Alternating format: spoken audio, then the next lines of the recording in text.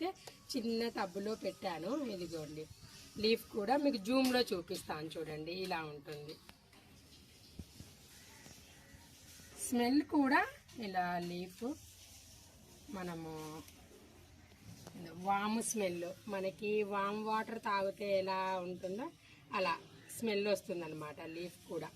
దీన్ని కాస్త మనం మరిగించి కషాయం తీసుకున్నామంటే మనకి జలుబు కానీ దగ్గు కానీ క్యూర్ అయితే అవుతుంది.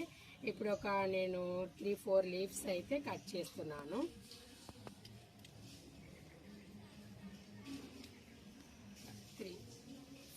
కట్ చేస్తున్నా. చూడండి, ఒక్క కొమ్మ పెడితే ఇప్పటికీ 4 వచ్చాయి. తర్వాత ఒక 20 డేస్ కల్లా ఇది మొత్తం ఫిల్ అయిపోతుంది టబ్ మొత్తం. కిందికి వెళ్ళేసి మనం ప్రిపేర్ చేసేద్దాం పదండి.